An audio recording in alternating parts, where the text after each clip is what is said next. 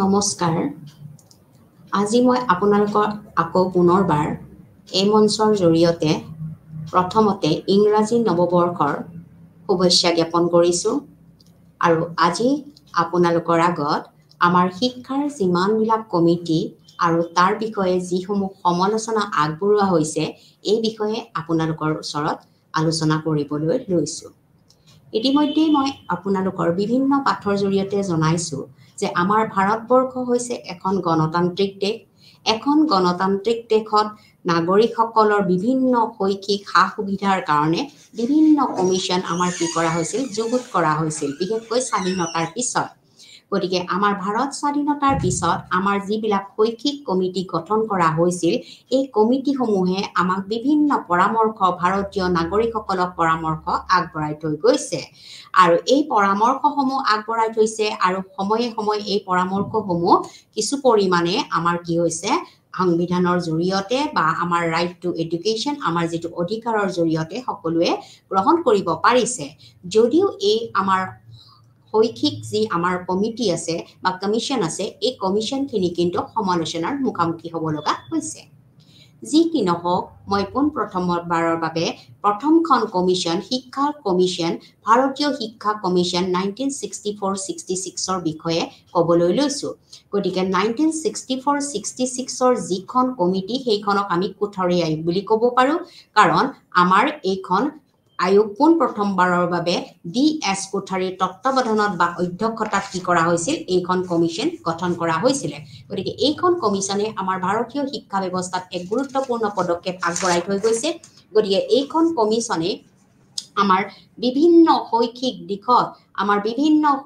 দিশত কিদৰে আগবাঢ়ি যাব পাৰি, এই শৈক্ষিক দিশসমূহৰ গুণগত মানদণ্ড কিদৰে বিকাশ সাধন কৰিব পাৰি, তাৰ ওপৰত এক বিশেষ ধৰণৰ মনোভাৱ বা বিশেষ ধৰণৰ দৃষ্টিভংগী তেওঁলোকে ৰাখিছিলে। গতিকে এই ভাৰতীয় শিক্ষা কমিশ্যনখন 1964-66 1964 আৰু 64 চনৰ যিখন আয়োগ, এই আয়োগখনে বিশেষভাৱে 4টা বিষয়ৰ ওপৰত গুৰুত্ব প্ৰদান কৰিছিলে। এই গুৰুত্বপূৰ্ণ প্ৰদান কৰা বিষয়কেইটাৰ প্ৰথমটো হৈছে যে শিক্ষা ব্যৱস্থাৰ আভ্যন্তৰীণ ৰূপান্তৰ। আমি সকলোৱে জানো যেনেকৈ এটা ঘৰত থাকিবলৈ হ'লে বা এটা ঘৰ নিৰ্মাণ কৰিবলৈ হ'লে সেই ঘৰটো মজবুত কৰিবলৈ হ'লে তাৰ আন্তঃগাঁথনি কি হ'ব লাগিব বা আভ্যন্তৰীণ দিশটো কি হ'ব লাগিব, মজবুত হ'ব লাগিব।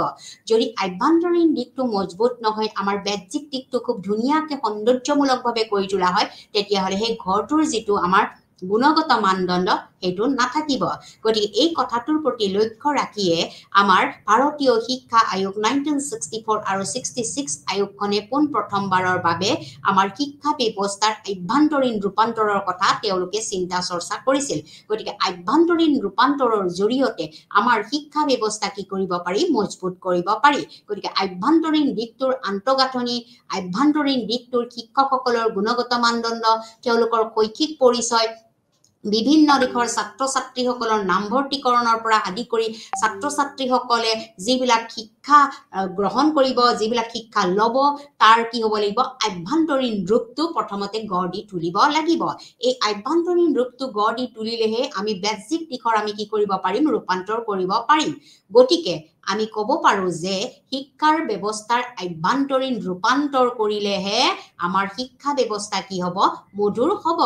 ইয়াৰ পৰৱৰ্তী পৰ্যায়ত 1964 আৰু 66 ভাৰতীয় শিক্ষা আয়োগৰ 1964 আৰু 66 চনৰ এই আয়োগখনে অন্য এটা গুৰুত্বপূৰ্ণ পদক্ষেপ বা দিশ আগবঢ়াইছে, সেইটো হৈছে শিক্ষাৰ গুণগত উন্নতি। ইতিমধ্যে মই ক'লো আভ্যন্তৰীণ দিশৰ ৰূপান্তৰৰ হোৱাৰ লগে লগেহে আমাৰ শিক্ষাৰ গুণগত মানদণ্ডটো উন্নতি হ'ব। শিক্ষাৰ যদি গুণগত মানদণ্ড উন্নতি নহয়, ইয়াৰ পৰিমাণগত দিশটোহে উন্নতি সাধন হয়, তেতিয়াহ'লে ইয়াৰ বিকাশ সাধন প্ৰক্ৰিয়া ভালদৰে নাথাকিব। গতিকে শিক্ষাৰ গুণগত মানদণ্ড বৃদ্ধি কৰিবলৈ হ'লে আমাৰ শিক্ষাৰ ভিতৰত থকা বিভিন্ন বিষয়সমূহৰ প্ৰথমতে কি চাব লাগিব, চালি জাৰি চাব লাগিব যে কোনটো দিশ আমি ল'লে বা কোনটো দিশৰ বিষয়বস্তু আমি সামৰি ল'লে তেওঁলোকৰ গুণগত মানদণ্ড বৃদ্ধি পাব আৰু তেতিয়াহে আমাৰ শিক্ষা কি হ'ব, উচ্চ শিখৰত আগবাঢ়ি যাব। গতিকে এই কথাৰ প্ৰতি লক্ষ্য ৰাখি 1964 আৰু 66 এই শিক্ষা আয়োগখনে আমাৰ কি কৰিছিল, শিক্ষাৰ গুণগত উন্নতিৰ ওপৰত গুৰুত্ব প্ৰদান কৰিছিলে। তাৰ পৰৱৰ্তী পৰ্যায়ত অন্য এটা গুৰুত্বপূৰ্ণ দিশৰ কথা আলোচনা কৰিছিলে, সেইটো হৈছে শৈক্ষিক সুবিধাৰ সম্প্ৰসাৰণ। শৈক্ষিক সুবিধাৰ সম্প্ৰসাৰণ আমাৰ ভাৰতবৰ্ষ যিহেতু এখন গণতান্ত্ৰিক দেশ এখন গণতান্ত্ৰিক দিশত কি থাকে এখন নিৰ্দিষ্ট সংবিধান থাকে আৰু এই সংবিধানসমূহত যিবিলাক দফা আছে যিবিলাক অনুচ্ছেদ আছে এই অনুচ্ছেদসমূহত কি কৰা হৈছে ভাৰতীয় নাগৰিকসকলৰ সকলোবিলাক সুবিধা সকলোবিলাক অধিকাৰৰ কথা সাব্যস্ত কৰা হৈছে তাৰ ভিতৰত অন্য এটা সুবিধা হৈছে শৈক্ষিক সুবিধা তেওঁলোকে কিদৰে শৈক্ষিক সুবিধা পাব কিদৰে শৈক্ষিক সুবিধা লাভ কৰিব পাৰিব তেওঁলোকে কিদৰে মৌলিক অধিকাৰ হিচাপে এইটো স্বীকৃতি লাভ কৰিব পাৰিব এইবিলাক বিষয়ৰ দিক আমি সম্প্ৰসাৰণ কৰাৰ কথা তেওঁলোকে চিন্তা কৰিছিল ইয়াত বহল দিক আমি সামৰি ল'ব লাগিব এটা নিৰ্দিষ্ট দিশতহে শৈক্ষিক সুবিধা পালেই নহব এই শৈক্ষিক সুবিধাৰ দিকটো আমি কি কৰিব লাগিব সম্প্ৰসাৰণ কৰিব লাগিব এই কথাৰ প্ৰতি গুৰুত্ব প্ৰদান কৰি 1964 আৰু 66ৰ এই শিক্ষা কমিটিয়ে কি কৰিছিল শৈক্ষিক সুবিধাৰ সম্প্ৰসাৰণৰ ব্যৱস্থা কৰিছিল এই চাৰিটা হৈছে আমাৰ কি আমাৰ ভাৰতীয় শিক্ষা আয়োগ শিক্ষা কমিশনৰ 1964 আৰু 66 আগবঢ়োৱা গুৰুত্বপূৰ্ণ আমাৰ দিক প্ৰথমটো দিক মই আকবাৰ কৈছো শিক্ষা ব্যৱস্থাৰ আভ্যন্তৰীণ ৰূপান্তৰ দ্বিতীয়তে হৈছে শিক্ষাৰ গুণগত উন্নতি আৰু তৃতীয়টো হৈছে যে শৈক্ষিক সুবিধাৰ সম্প্ৰসাৰণ এই তিনিটা বিষয়বস্তু সামৰি ললেহে আমাৰ কি হ'ব আমাৰ শিক্ষাৰ মানদণ্ড ওপৰলৈ যাব এই তিনিটা বিষয়বস্তুৰ ওপৰত গুৰুত্ব প্ৰদান কৰাৰ পিছতহে তেওঁলোকে কি কৰিছে মুখ্য কিছুমান পৰামৰ্শ আগবঢ়াইছে যি পৰামৰ্শসমূহ বৰ্তমান সময়তো আমাৰ ভাৰতীয় শিক্ষা জগতত কি হৈছে উজ্জ্বল বিৰিঙাই তোলাইছে গতিকে বিভিন্ন দিশত উজ্জ্বলতা বিভিন্ন দিশত আমাৰ আগবাঢ়ি যোৱাৰ যিটো মাদকতা এই আমাৰ 1964 আৰু 66 64 আৰু 66 চনৰ শিক্ষা কমিশনখনে কি কৰিছিলে মূল বিষয় হিচাপে আগবঢ়াই নিছিলে আৰু বৰ্তমান সময়তো আমাৰ কি হৈছে এই কমিশনখনে দিয়া পৰামৰ্শসমূহৰ বহুতো আমাৰ কি হৈছে আমাৰ লিপিবদ্ধ হৈছে আৰু বহুতো কাৰ্যকৰী ৰূপদান কৰিছে তাৰ প্ৰথমটো মুখ্য পৰামৰ্শ হৈছিল যে আৰ্থ সামাজিক প্ৰয়োজনীয়তাৰ বিকাশ আৰ্থ মানে হৈছে টকা সামাজিক মানে হৈছে সমাজৰ যিবিলাক দিক আছে যেহেতু মানুহ হৈছে সামাজিক প্ৰাণী মানুহ সমাজ লৈ জীয়াই থাকিব লাগিব গতিকে অৰ্থ অবিহনেও আমাৰ কি হ'ব নোৱাৰে সমাজখন প্ৰগতি লাভ কৰিব নোৱাৰে গতিকে আৰ্থ সামাজিক প্ৰয়োজনীয়তাৰ বিকাশ অৰ্থনৈতিকভাৱে বা সামাজিকভাৱে যিবিলাক প্ৰয়োজন এই প্ৰয়োজনসমূহ বিকাশ সাধনৰ কথা গুৰুত্ব প্ৰদান কৰিছিলে আৰু গুৰুত্ব প্ৰদান কৰিয়ে প্ৰথমটো পৰামৰ্শ তেওঁলোকে আগবঢ়াইছিলে যে আৰ্থ সামাজিক প্ৰয়োজনীয়তাৰ বিকাশ সাধন ইয়াৰ পৰৱৰ্তী পৰ্যায়ত অন্য এটা গুৰুত্বপূৰ্ণ পৰামৰ্শ আগবঢ়াইছিল সেইটো হৈছে উৎপাদনশীলতা বৃদ্ধি কৰা দেশত যদি উৎপাদন নহয় দেশত যদি উৎপাদন শক্তি কমি যায় দেশত যদি উৎপাদন শক্তি বৃদ্ধি কৰিব নোৱাৰি তেতিয়াহলে আমাৰ দেশখন কি নহব প্ৰগতিত লাভ কৰিব নোৱাৰিব আমাৰ যিকোনো ক্ষেত্ৰত কি হ'ব লাগিব উৎপাদনশীলতা বৃদ্ধি কৰিব লাগিব যাৰ কৃষিতেই হওক বা বাণিজ্যিক দিশতেই হওক আমাৰ উৎপাদনশীলতা বৃদ্ধি কৰাৰ বাবে গুৰুত্ব প্ৰদান কৰিব লাগিব এইটো আছিল তেওঁলোকৰ অন্য এটা গুৰুত্বপূৰ্ণ মুখ্য পৰামৰ্শ তাৰ পৰৱৰ্তী পৰ্যায়ত হৈছে সামাজিক আৰু ৰাষ্ট্ৰীয় একত্ৰীকৰণ প্ৰচাৰ কৰা সামাজিক আৰু ৰাষ্ট্ৰীয় একত্ৰীকৰণ প্ৰচাৰ কৰা গতিকে সামাজিকভাৱে আৰু ৰাষ্ট্ৰীয়ভাৱে যিবিলাক বিষয়বস্তু আছে সেই বিষয়বস্তুটো এক হ'ব লাগিব সামাজিক আৰু ৰাষ্ট্ৰীয়ৰ বিষয়বস্তুটো এক হৈ পেলাই ইয়াত থকা বিভিন্ন বিষয়সমূহ আমি কি কৰিব লাগিব প্ৰচাৰ কৰিব লাগিব তাৰ পৰৱৰ্তী পৰ্যায়ত অন্য এটা গুৰুত্বপূৰ্ণ পৰামৰ্শ আগবঢ়াইছিলে সেইটো হৈছে শিক্ষা আৰু আধুনিকৰণ আমি জানো যে বৰ্তমান সময়ত বিজ্ঞান আৰু প্ৰযুক্তিবিদ্যাই আমাৰ গোটেই দেশখনত কি কৰিছে এটা আধুনিকতাৰ সৃষ্টি কৰিছে আৰু এই আধুনিকতাৰ বিষয়বস্তুটো শিক্ষাত যে আমি অন্তৰ্ভুক্ত কৰিব লাগে এই বিষয়টো পোন প্ৰথমবাৰৰ বাবে 1964 আৰু 66ৰ এই ভাৰতীয় শিক্ষা আয়োগখনে পোন প্ৰথমবাৰৰ বাবে আঙুলিয়াই দিছিলে আমাৰ শিক্ষা কি হ'ব লাগিব আধুনিকৰণ হ'ব লাগিব শিক্ষাত কি কৰিব লাগিব বিজ্ঞান আৰু প্ৰযুক্তিবিদ্যা অন্তৰ্ভুক্ত কৰিব লাগিব তাৰ পৰৱৰ্তী পৰ্যায়ত অন্য এটা গুৰুত্বপূৰ্ণ পৰামৰ্শ আগবঢ়াইছিলে সেইটো হৈছে যে সামাজিক নৈতিক আৰু আধ্যাত্মিক মূল্যবোধৰ বিকাশ সাধন যিদৰে আমাৰ শিক্ষা ব্যৱস্থা আধুনিকৰণৰ কথা এইখন কমিশনে কৈছে শিক্ষাত বিজ্ঞান আৰু প্ৰযুক্তিবিদ্যা আমি অন্তৰ্ভুক্ত কৰিব লাগে ঠিক সেইদৰে আমাৰ সমাজখনৰ যিটো সামাজিক দিশ আছে যিটো নৈতিক দিশ আছে আৰু যিটো আধ্যাত্মিক মূল্যবোধতা আছে এই আধ্যাত্মিক মূল্যবোধৰ বিকাশ সাধনৰ কথাও আমি গুৰুত্ব প্ৰদান কৰিব লাগিব গতিকে যদি আমাৰ নৈতিক বিস্খলন হয় যদি নৈতিক স্খলন হয় যদি আধ্যাত্মিকতা নাথাকে বা সামাজিক গুণসমূহ যদি বিকাশ সাধন নহয় তেতিয়াহ'লে আধুনিকৰণৰ যিটো দিশ এইটো কিন্তু সুচাৰুৰূপে পৰিচালিত নহব এই কথাটোৰ প্ৰতি লক্ষ্য ৰাখিয়ে এইখন আয়োগে পোন প্ৰথমবাৰৰ বাবে সামাজিক নৈতিক আৰু আধ্যাত্মিক মূল্যবোধৰ বিকাশ সাধনৰ কথা গুৰুত্ব প্ৰদান কৰিছিলে ইয়াৰ পৰৱৰ্তী পৰ্যায়ত অন্য এটা গুৰুত্বপূৰ্ণ পৰামৰ্শ আগবঢ়াইছিলে এইটো হৈছে বিজ্ঞান শিক্ষাৰ পৰিচয় গতিকে বিজ্ঞান নহলে আমাৰ নতুন নতুন যিবিলাক যুক্তি আমাৰ নতুন নতুন যিবিলাক গৱেষণা এই গৱেষণাবিলাক কি হ'ব পিছ পৰি যাব যেহেতু ভাৰতবৰ্ষ এখন গণতান্ত্ৰিক দেশ এখন গণতান্ত্ৰিক দেশৰ বিভিন্ন বিষয়সমূহৰ উচ্চ মানদণ্ডৰ পৰিচয় পাবলৈ হলে বা গৱেষণামূলক দিকটো আমি চাবলৈ হলে আমাৰ কি হ'ব লাগিব শিক্ষাত বিজ্ঞান শিক্ষাৰ অন্তৰ্ভুক্ত হ'ব লাগিব গতিকে বিজ্ঞানে দিব আমাক কি নতুন নতুন বিষয়ৰ জ্ঞান দিব নতুন নতুন বিষয়ৰ পৰিচয় দিব আৰু নতুন নতুন বিষয়ৰ আমি গৱেষণা কৰাত আমাৰ কি হ'ব সুবিধা প্ৰদান হ'ব গতিকে এইটো কথাৰ প্ৰতি লক্ষ্য ৰাখিয়ে এই আয়োগখনে কি কৈছিলে যে বিজ্ঞান শিক্ষাৰ পৰিচয় কৰাই দিব লাগিব ল'ৰা ছোৱালীবিলাকৰ মাজত তাৰ পৰৱৰ্তী পৰ্যায়ত হৈছে যে কামৰ অভিজ্ঞতা অৰ্থাৎ কৰ্ম অভিজ্ঞতা কৰ্মৰ জৰিয়তে আমি অভিজ্ঞতা লাভ কৰিব লাগিব that means learning by doing আমি যিখিনি শিকিম আমি কৰি মেলি শিকিব লাগিব গতিকে হাতৰ কাম যেটো আমাৰ কৰ্মবিদ্যা আমাৰ এই কৰ্মবিদ্যা বা কৰ্ম অভিজ্ঞতা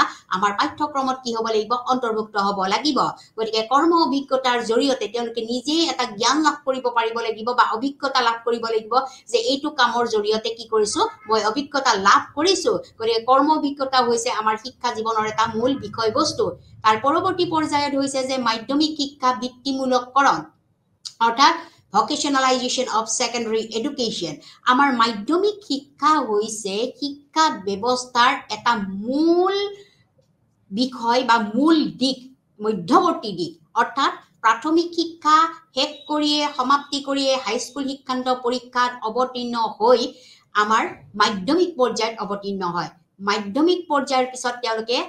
উচ্চ পৰ্যায়লৈ যায় অৰ্থাৎ বিশ্ববিদ্যালয় পৰ্যায়লৈ যায় এই কথাৰ প্ৰতি লক্ষ্য ৰাখি পেলাই আমি জানিব পাৰো যে মাধ্যমিক পৰ্যায়টোৱে হৈছে বহুতো ল'ৰা ছোৱালীৰ টাৰ্মিনেল পইণ্ট অফ লাইফ অৰ্থাৎ আমাৰ জীৱনৰ এটা অন্তিম ব্যৱস্থা যিসকল ল'ৰা ছোৱালী অৰ্থনৈতিকভাৱে টনকিয়াল নহয় তেওঁলোকৰ পৰিয়াল অৰ্থনৈতিকভাৱে টনকিয়াল নহয় তেওঁলোকৰ মাধ্যমিক শিক্ষাতে কি কৰে শিক্ষা ব্যৱস্থা সমাপ্তিকৰণ কৰে গতিকে তেওঁলোকক স্বাৱলম্বীকৰণৰ কাৰণে আমি কি কৰিব লাগিব মাধ্যমিক শিক্ষা ব্যৱস্থা বৃত্তিমূলককৰণ কৰিব লাগিব অৰ্থাৎ তেওঁলোকে মাধ্যমিক শিক্ষা সমাপ্ত কৰিয়ে যিকোনো এটা বৃত্তি গ্ৰহণ কৰিয়ে যাতে নিজে স্বাৱলম্বী হ'ব পাৰে তাৰ ওপৰত গুৰুত্ব প্ৰদান কৰিব লাগিব ইয়াৰ পৰৱৰ্তী পৰ্যায়ত হৈছে এটা উমৈহতীয়া বিদ্যালয় ব্যৱস্থা এটা উমৈহতীয়া বিদ্যালয় ব্যৱস্থা থাকিব লাগিব য'ত সকলো ল'ৰা ছোৱালীয়ে সকলো পৰ্যায়ৰ ল'ৰা ছোৱালীয়ে কি কৰিব পাৰে এই বিদ্যালয়ত নাম ভৰ্তিকৰণ কৰিব পাৰে তেওঁলোকে শিক্ষা লাভ কৰিব পাৰে ইয়াৰ পৰৱৰ্তী পৰ্যায়ত অন্য এটা গুৰুত্বপূৰ্ণ পৰামৰ্শ আগবঢ়াইছে সেইটো পৰামৰ্শ হৈছে যে প্ৰতিভাশালী শিশুৰ বাবে সমৃদ্ধি কাৰ্যসূচী আমাৰ দেশত বহুতো প্ৰতিভাশালী ছাত্ৰ ছাত্ৰী আছে যাক আমি কি কওঁ গিফটেড চিলড্ৰেন বুলি কওঁ এই গিফটেড শিশুসকলৰ বাবেও কিছুমান সমৃদ্ধিমূলক কাৰ্যসূচী ব্যৱস্থা কৰিব লাগিব those who R talented children তেওঁলোকৰ বাবে কিছুমান আমি নাচ গান হওক তেওঁলোকৰ খেলা ধূলা হওক বা বিভিন্ন ক্ষেত্ৰত হওক তেওঁলোকৰ আগবাঢ়ি যোৱাৰ কাৰণে এটা কাৰ্যসূচী গ্ৰহণ কৰাটো অতিকৈ দৰকাৰ এই কথাটো উপলব্ধি কৰিছিলে আমাৰ 1964 আৰু 66ৰ এই শিক্ষা আমাৰ কমিশনখনে ইয়াৰ পৰৱৰ্তী পৰ্যায়ত অন্য এটা গুৰুত্বপূৰ্ণ তেওঁলোকে পৰামৰ্শ আগবঢ়াইছিলে যিটো হৈছে মূল্যাংকনৰ নিৰন্তৰ প্ৰক্ৰিয়া আমাৰ যিটো মূল্যায়ন যিটো আমি পৰীক্ষা ব্যৱস্থা বুলি কওঁ এই পৰীক্ষা শব্দটো উঠাই মূল্যায়ন ব্যৱস্থা কৰা হৈছে আৰু এই মূল্যায়ন ব্যৱস্থাটো নিৰন্তৰ হ'ব লাগিব অৰ্থাৎ it was a continuous process continuous and comprehensive process অৰ্থাৎ আমাৰ কন্টিনিউয়াসলি কি হ'ব লাগিব একেধৰণে নিৰন্তৰভাৱে এই প্ৰক্ৰিয়াটো চলিব লাগিব অৰ্থাৎ আমাৰ কিছুমান ক্লাছ টেষ্ট থাকে কিছুমান আমাৰ 3 মহীয়া পৰীক্ষা থাকে 6 মহীয়া পৰীক্ষা থাকে 9 মহীয়া পৰীক্ষা থাকে বছৰকীয়া পৰীক্ষা থাকে ফাইনাল টেষ্ট থাকে অৰ্থাৎ আমাৰ পৰীক্ষা ব্যৱস্থাটো নিৰন্তৰ একেৰাহে আমাৰ চলি থাকিব লাগে যাতে ল'ৰা ছোৱালী বিলাকে কি হয় তেওঁলোকে যিখিনি পাঠদান কৰিব সময়ে সময়ে তেওঁলোকৰ আমি যিখিনি জ্ঞান লাভ কৰিলে সেই জ্ঞান লাভৰ আমি কি কৰিব পাৰো মূল্যায়ন বা পৰীক্ষা ল'ব পাৰো ইয়াৰ পৰৱৰ্তী পৰ্যায়ত হৈছে শিক্ষকসকলৰ বাবে নিম্নতম দৰমহাৰ স্কেল যিসকল শিক্ষক আছে যিসকল শিক্ষকক নিযুক্তি দিয়া হৈছে বিভিন্ন স্কুলত বিভিন্ন বিদ্যালয়ত বিভিন্ন মহাবিদ্যালয়ত এই শিক্ষকসকলক আমি কি কৰিব লাগিব নিম্নতম দৰমহাৰ স্কেল তেওঁলোকে এটা স্কেল নিৰ্ধাৰণ কৰি দিব লাগিব যে এইখিনি দৰমহা পাব প্ৰাথমিক বিদ্যালয়ৰ শিক্ষকসকলে এইখিনি দৰমহা পাব মাধ্যমিক শিক্ষাৰ শিক্ষকসকলে এইখিনি দৰমহা পাব উচ্চতৰ মাধ্যমিক শিক্ষকসকলে এইখিনি দৰমহা পাব বিশ্ববিদ্যালয় পৰ্যায়ৰ শিক্ষকসকলে এই কথাৰ প্ৰতি লক্ষ্য ৰাখি পোন প্ৰথমবাৰৰ বাবে কি কৰিছিলে যিখন 1964 আৰু 66ৰ এই শিক্ষা কমিশনখনে পোন প্ৰথমবাৰৰ বাবে কৈছিলে যে শিক্ষকসকলৰ বাবে আমাৰ কি লাগিব নিম্নতম দৰমহাৰ স্কেল আমি দিয়াৰ ব্যৱস্থা কৰিব লাগিব ইয়াৰ পৰৱৰ্তী পৰ্যায়ত অন্য এটা গুৰুত্বপূৰ্ণ পৰামৰ্শ আগবঢ়াইছে সেইটো হৈছে যে নিম্ন প্ৰাথমিক পৰ্যায়ত কেৱল এটা ভাষা অধ্যয়ন কৰিব লাগিব যেটো নিম্ন প্ৰাথমিক যেটো প্ৰাইমাৰী সেকশন আছে এই প্ৰাইমাৰী সেকশনত কি হ'ব লাগিব তেওঁলোকে মাত্ৰ এটা ভাষাহে তেওঁলোকে প্ৰয়োগ কৰিব লাগিব বা ক'ব লাগিব বা লিখিব লাগিব ইয়াৰ পৰৱৰ্তী পৰ্যায়ত এই যিখন আমাৰ কমিশন ওলাল 1964 আৰু 66 এ যিখিনি আমাক আগবঢ়ালে পৰামৰ্শ আগবঢ়ালে বা তেওঁলোকে লক্ষ্যসমূহ দিলে এইখিনি বহুতো উল্লেখযোগ্য পদক্ষণীয় বিষয়সমূহ তেওঁলোকে কি কৰিছে আমাৰ শিক্ষা ব্যৱস্থাত আগবঢ়াই থৈ গৈছে তথাপিও ইয়াৰে কিছুমান বস্তুহে আমি ইমপ্লিকেশন কৰিব পাৰিছে বা এইখিনি আমাৰ গ্ৰহণযোগ্য হিচাপে লৈছে আৰু কিছুমান সমালোচনা হিচাপে দিক আমাৰ আগবঢ়াই থৈ গৈছে গতিকে কি ইমপ্লিকেশন কৰিলে এই বিষয়ে আমি জানিবলৈ হলে আমি প্ৰথমতে জানিব লাগিব যে ৰাষ্ট্ৰীয় নীতিৰ প্ৰস্তাৱ 1968 যিখন ৰাষ্ট্ৰীয় নীতিৰ প্ৰস্তাৱ 1968 এইখন কিহৰ কাৰণে হল 1964 আৰু 66 ৰ কাৰণে এইখন গঢ়লৈ উঠিল তাৰ পিছত আহিল যে শিক্ষাৰ নতুন আৰ্হিৰ পৰিচয় শিক্ষাৰ যেটো পৰিচয় নতুন আৰ্হি অৰ্থাৎ 10+2+3 10+2+3 অৰ্থাৎ 10 বছৰীয়া বিদ্যালয় শিক্ষা 2 বছৰীয়া উচ্চতৰ মাধ্যমিক শিক্ষা আৰু 3 বছৰীয়া বিশ্ববিদ্যালয় পৰ্যায়ৰ শিক্ষাৰ ব্যৱস্থা কোনে কৰিছিলে এইখন কমিশনৰ কাৰণে হৈছিল যত নতুন শিক্ষাৰ নতুন আৰ্হিৰ পৰিচয় তেওঁলোকে দাঙি ধৰিছিলে ইয়াৰ পৰৱৰ্তী পৰ্যায়ত এটা গুৰুত্বপূৰ্ণ বিষয়বস্তু ইমপ্লিকেশন কৰা হৈছিল বা প্ৰযোজন কৰা হৈছিল হেতু হৈছে বৃত্তিমূলককৰণ বৰ্তমান সময়তো আমাৰ মাধ্যমিক শিক্ষা ব্যৱস্থা কি হৈছে বৃত্তিমূলককৰণ কৰা হৈছে অৰ্থাৎ ভকেশনালাইজেশন ইজ এ সেকেন্ডাৰী এডুকেশন যে বৃত্তিমূলক আমাৰ কি হৈছে কিছুমান বৃত্তিমূলক দিক অন্তৰ্ভুক্ত কৰা হৈছে যাৰ কাৰণে আমাৰ 1964 আৰু 66 ৰ শিক্ষা আয়োগে দিয়া এই গুৰুত্বপূৰ্ণ দিকটো ইয়াত অৱতীৰ্ণ কৰা হৈছে তাৰ পিছত কৰ্ম অভিজ্ঞতা বৰ্তমান সময়ত আমাৰ কৰ্ম অভিজ্ঞতা এটা বিষয় হিচাপে আমাৰ মাধ্যমিক পৰ্যায়ত অন্তৰ্ভুক্ত কৰা হৈছে the work experience is a subject is a course of our secondary education গতিকে কৰ্মৰ জৰিয়তে অভিজ্ঞতা লাভ কৰা যেটো বিষয় এই বিষয়টো আমাৰ কি কৰা হৈছে শিক্ষা ব্যৱস্থাত ইমপ্লিকেশন কৰা হৈছে ইয়াৰ পৰিৱৰ্তী পৰ্যায়ত বেতন স্কেল সংশোধন কৰা অৰ্থাৎ শিক্ষকসকলে যেটো দৰমহা পায় এই দৰমহাৰ যেটো সংশোধনী এই সংশোধনী পোন প্ৰথমবাৰৰ বাবে কোনে কৰিছিল 1964 আৰু 66 এইখন শিক্ষা আয়োগে আগবঢ়াই থৈ গৈছিল গতিকে এইকেইটা হৈছে আমাৰ ইমপ্লিকেশন কি আমি প্ৰযোজ্য কৰিলো আকৌ এবাৰ মই কৈছো যে ৰাষ্ট্ৰীয় নীতি প্ৰস্তাৱ 1968 দ্বিতীয়তে হৈছে শিক্ষাৰ নতুন আৰ্হিৰ পৰিচয়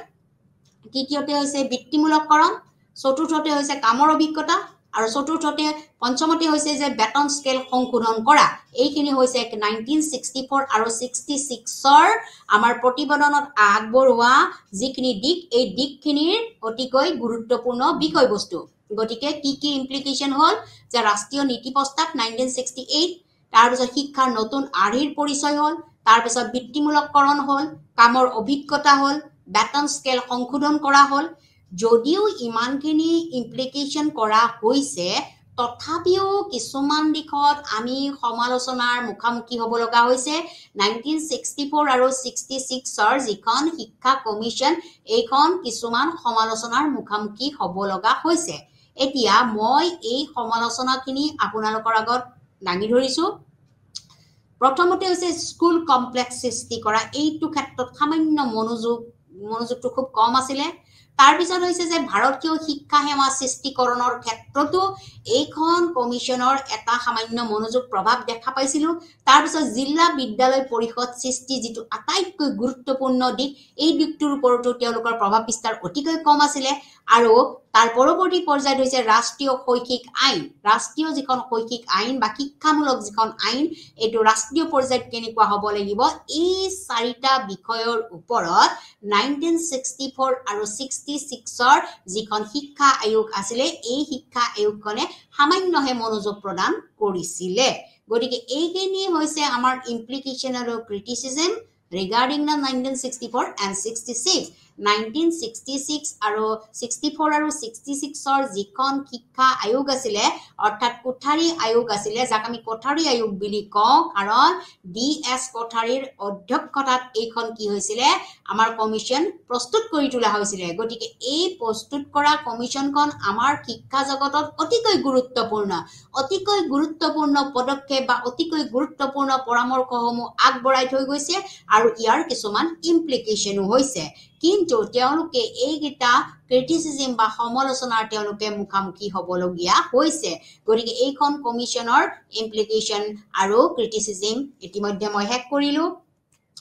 ইয়াৰ পৰৱৰ্তী পৰ্যায়ত হৈছে ৰাষ্ট্ৰীয় শিক্ষা পৰিষদ এতিয়া ৰাষ্ট্ৰীয় শিক্ষা পৰিষদৰ যিবিলাক বিষয়ৰ গঠন এই গঠনসমূহৰো এটা গুৰুত্বপূৰ্ণ পদক্ষেপ আমাৰ 1964 আৰু 66ৰ শিক্ষা আয়োগখনে কিছু পৰিমাণে লৈছিলে ইয়াৰ পিছত হৈছে স্থায়িত্বশাসিত শিক্ষা অনুষ্ঠানৰ স্বীকৃতি যিবিলাক স্থায়িত্বশাসিত আমাৰ ঠাই আছে এই ঠাইসমূহৰ যিখিনি শিক্ষা অনুষ্ঠান আছে এই শিক্ষা অনুষ্ঠানসমূহৰ স্বীকৃতিৰ ক্ষেত্ৰতো কিছু পৰিমাণে আমাৰ 1964 আৰু 66ৰ শিক্ষা আয়োগখনে পদক্ষেপ হাতত লৈছিলে তাৰ পৰৱৰ্তী পৰ্যায়ত হৈছে যে শৈক্ষিক কৰ্তৃপক্ষ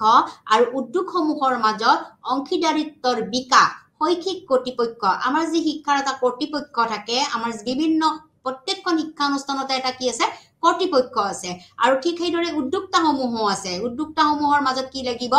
অংশীদাৰিত্বৰ যিটো বিকাশ সাধন এই বিকাশ সাধনৰ দিকটোৰ ক্ষেত্ৰতো আমাৰ কি কৰিছিলে 1964 আৰু 66ৰ শিক্ষা আয়োগখনে কিছু পৰিমাণে ইয়াৰ বিষয়বস্তুৰ ওপৰত গুৰুত্ব প্ৰদান কৰিছিলে এতিয়া National Knowledge Commission 2005 এইখন এখন গুৰুত্বপূৰ্ণ কমিশন আমাৰ ভাৰত স্বাধীনতাৰ পিছত আৰু ভাৰতীয় আমাৰ শিক্ষাৰ ক্ষেত্ৰত এটা গুৰুত্বপূৰ্ণ পদক্ষেপ হাতত লৈছিলে যে ন্যাশনাল নলেজ কমিশন যিখনে আমাৰ বৰ্তমানৰ শিক্ষা ব্যৱস্থাত বহুতো সুদূৰ প্ৰসাৰী প্ৰভাৱ পেলাইছে আৰু যিখনে আমাৰ বহুত বিভিন্ন ক্ষেত্ৰত আগবাঢ়ি যোৱাৰ ক্ষেত্ৰত এটা গুৰুত্বপূৰ্ণ পদক্ষেপ বিলাক হাতত লৈ পেলাই কিছুমান দিক তেওঁলোকে আগবঢ়াইছে গতিকে এই দিকবিলাক মই প্ৰথমতে কলো যে শিক্ষা ব্যৱস্থা শক্তিশালীকৰণ আমাৰ যেটো শিক্ষা ব্যৱস্থা আছে এই শিক্ষা ব্যৱস্থাটো কি কৰিব লাগিব শক্তিশালীকৰণ কৰিব লাগিব ইয়াত বিভিন্ন ধৰণৰ গৱেষণা বা নতুন নতুন নিউ ইনোভেটিভ থিংস বা নতুন নতুন বিষয়বস্তু বা সা-সুবিধা বা জ্ঞানৰ ক্ষেত্ৰত আমি কি কৰিব লাগিব প্ৰয়োগ কৰিব লাগিব অৰ্থাৎ শিক্ষা ব্যৱস্থা শক্তিশালীকৰণ কৰিব লাগিব গতিকে শিক্ষা ব্যৱস্থা শক্তিশালন কৰিবলৈ হলে প্ৰথমতে আমাৰ নতুন বস্তু অন্তৰ্ভুক্ত হ'বই লাগিব আমাৰ পাঠ্যক্ৰম প্ৰস্তুতিকৰণৰ ক্ষেত্ৰত হওক বা আমাৰ মূল্যায়নৰ ক্ষেত্ৰত হওক বা আন্তঃগাঁথনিকৰ ক্ষেত্ৰতেই হওক আমাৰ কি হ'ব লাগিব এই বস্তুটো অতিকৈ শক্তিশালী হ'ব লাগিব তেতিয়াহে আমাৰ শিক্ষা ব্যৱস্থাটো কি হ'ব মজবুত হ'ব তাৰ পৰৱৰ্তী পৰ্যায়ত হৈছে যে ঘৰুৱা গৱেষণা আৰু উদ্ভাৱনৰ প্ৰচাৰ কৰা যেটো আমাৰ ডমেষ্টিক ৰিচাৰ্চ আছে আমাৰ ঘৰুৱা বিষয়বস্তুবিলাকৰ গৱেষণা আৰু তাৰ পৰা সৃষ্টি হোৱা উদ্ভাৱন কৰা বিষয়বস্তুসমূহৰ ওপৰত আমি কি কৰিব লাগিব প্ৰচাৰ কৰিব লাগিব গতিকে ঘৰুৱা আৰু গৱেষণা উদ্ভাৱনৰ জৰিয়তে তাৰ বিষয়বস্তু প্ৰচাৰ কৰিলেহে আমাৰ শিক্ষা ব্যৱস্থা কি হ'ব শক্তিশালী ৰূপটো আমি দেখিবলৈ পাম ইয়াৰ পৰৱৰ্তী পৰ্যায়ত হৈছে তথ্য আৰু যোগাযোগ প্ৰযুক্তিৰ সুবিধা তথ্য আৰু যোগাযোগ অবিহনে আমাৰ কি হ'ব নোৱাৰে শিক্ষা ব্যৱস্থা আগবাঢ়ি যাব নোৱাৰে আমাৰ তথ্য আৰু যোগাযোগ প্ৰযুক্তিবিদ্যা দা কমিউনিকেশ্যন যেটো আমি বৰ্তমান সময়ত আমি যেটো দূৰ শিক্ষা ব্যৱস্থা লৈছো এইটো তথ্য আৰু যোগাযোগ প্ৰযুক্তিবিদ্যাৰে এটা সুবিধা মাত্ৰ গতিকে এই কথাৰ প্ৰতি লক্ষ্য ৰাখি আমাৰ ন্যাশনাল নলেজ কমিশনে কি কৰিছিলে 2005 চনত তথ্য আৰু যোগাযোগ প্ৰযুক্তিৰ সুবিধাৰ কথা তেওঁলোকে কৈছিলে যে তথ্য আমি কেনেকৈ আমি ইনফৰমেশনসমূহ ল'ব পাৰিম আমি কিদৰে কমিউনিকেট কৰিব পাৰিম বিভিন্ন বিষয় বিভিন্ন দিক বা বিভিন্ন পৰ্যায়ৰ শিক্ষা বা শিক্ষাৰ কৰ্তৃপক্ষৰ লগত আমি কমিউনিকেশ্যন কৰাৰ ক্ষেত্ৰত বা যোগাযোগ সাব্যস্ত কৰাৰ ক্ষেত্ৰত কি প্ৰযুক্তি হাতত লোৱা হ'ব আৰু কি প্ৰযুক্তিৰ সুবিধা আছে এইখিনি কথা আমাৰ কোনে কৈছিলে ন্যাশনাল নলেজ কমিশনে কৈছিলে ইয়াৰ পৰৱৰ্তী পৰ্যায়ত অন্য এটা গুৰুত্বপূৰ্ণ বিষয় আগবঢ়াইছে যে জ্ঞান প্ৰণালীৰ মাজত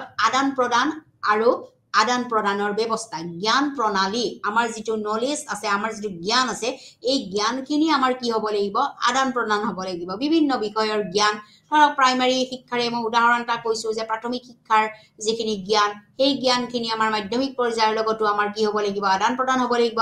মাধ্যমিক পৰ্যায়ৰ জ্ঞান আকৌ কি হ'ব লাগিব উচ্চতৰ মাধ্যমিকৰ লগত আদান প্ৰদান হ'ব লাগিব উচ্চতৰ মাধ্যমিকৰ জ্ঞানখিনি আকৌ আমাৰ বিশ্ববিদ্যালয় পৰ্যায়লৈ প্ৰচিদ্ধ হ'ব লাগিব বা গমন কৰিব লাগিব গতিকে বিভিন্ন বিষয়ৰ আমাৰ যেটো জ্ঞানৰ প্ৰণালী আছে এই প্ৰণালীখনি আমাৰ কি হ'ব লাগিব আদান প্ৰদান হ'ব লাগিব তেতিয়াহে আমাৰ শিক্ষা ব্যৱস্থা কি হ'ব আগবাঢ়ি যোৱাত বা শক্তিশালী হোৱাত সহায় কৰিব আৰু এই যিখন ন্যাশনাল নলেজ কমিশন আছে এই নলেজ কমিশনখন সাধাৰণতে 6 জন সদস্যৰে গঠিত এই ন্যাশনাল নলেজ কমিশনখন হৈছে আমাৰ 6 জন সদস্যৰে গঠিত এটা গুৰুত্বপূৰ্ণ কমিশন গতিকে মই আকৌ এবাৰ আপোনালোকৰ আগত আগবঢ়াইছো যে ন্যাশনাল নলেজ কমিশন 2005 এই যিখন কমিশন এই কমিশনখনে পোন প্ৰথমতে কি কৰিছিলে আমাৰ নিম্নলিখিত দিশসমূহৰ ওপৰত গুৰুত্ব প্ৰদান কৰিছিলে প্ৰথমটো হৈছে যে শিক্ষা ব্যৱস্থা শক্তিশালীকৰণ কৰা ঘৰুৱা গৱেষণা আৰু উদ্ভাৱনৰ প্ৰচাৰ কৰা, তথ্য আৰু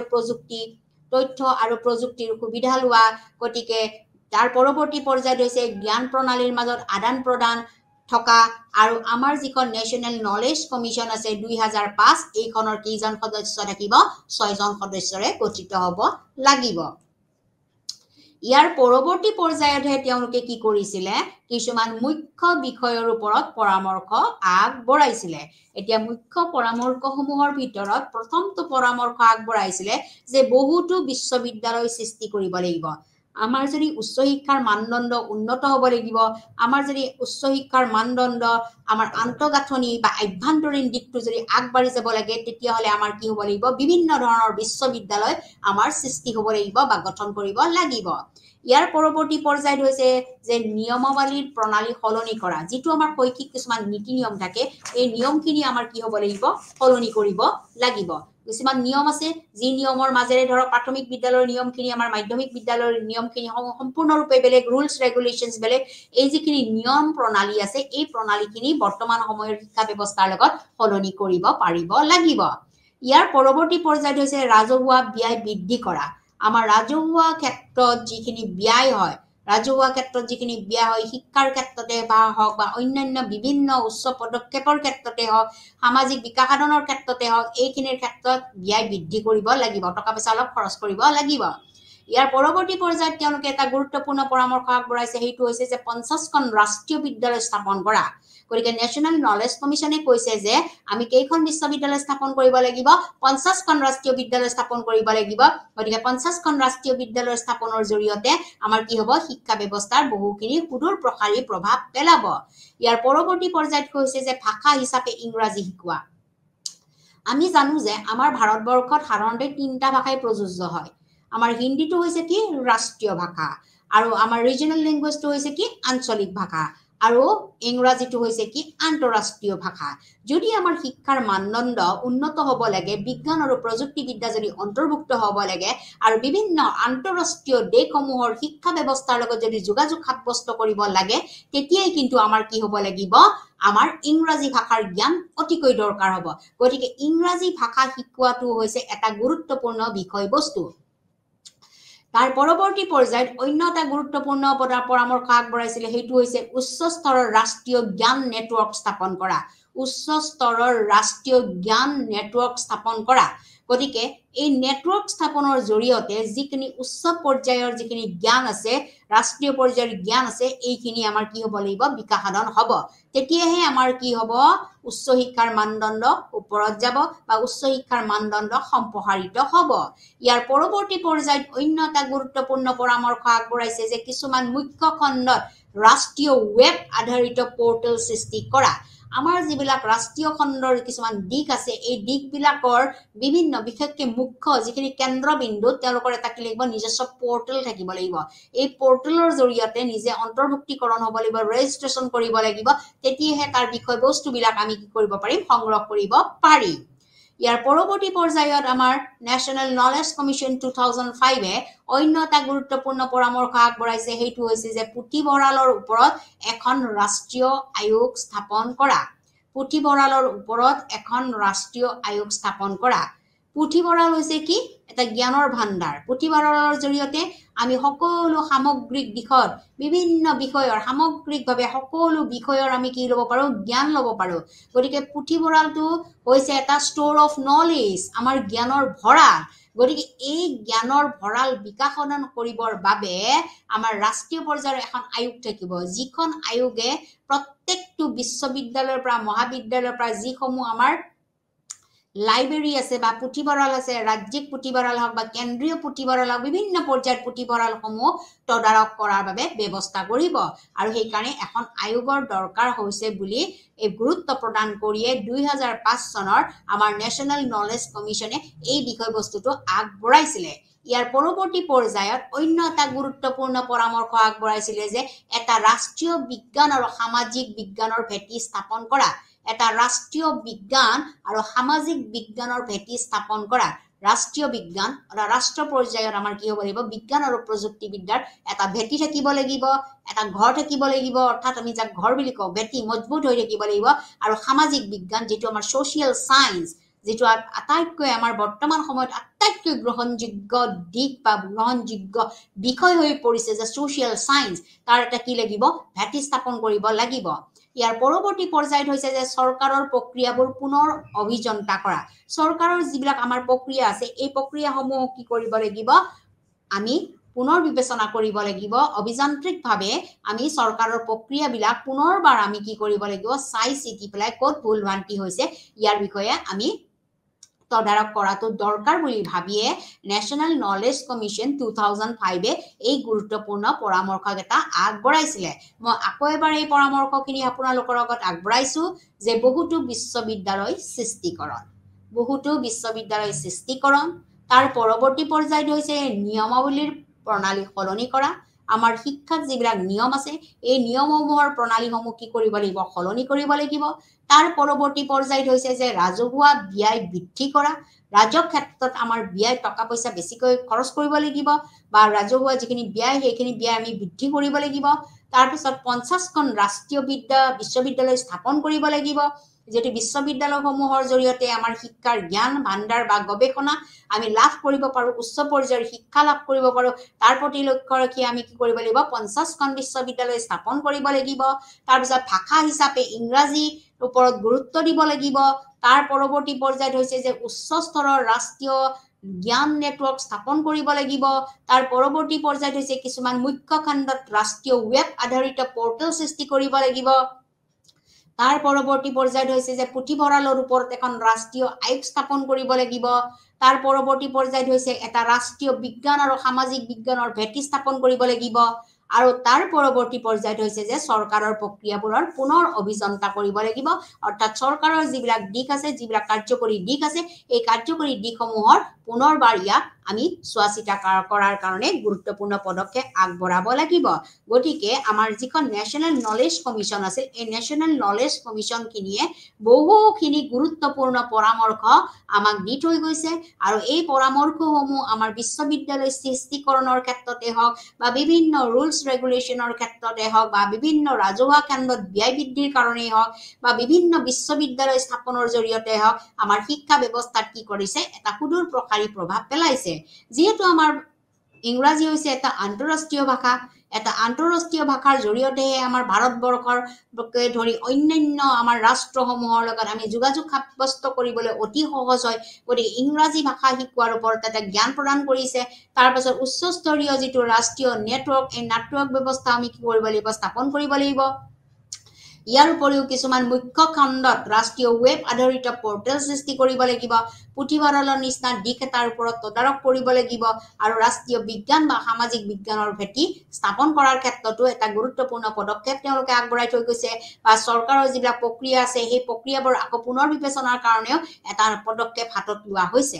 ইমানবোৰ গুৰুত্বপূৰ্ণ পৰামৰ্শৰ পিছতো কিন্তু আমাৰ ন্যাশনাল নলেজ কমিশন 2005 কোনো ধৰণৰ ক্ৰিটিসিজমৰ পৰা হাত হাৰি যোৱা নাই বা তেওঁলোকেও সমালোচনাৰ মুখামুখি হ'ব লগা হৈছে গতিকে এই সমালোচনাসমূহ কি আছিলে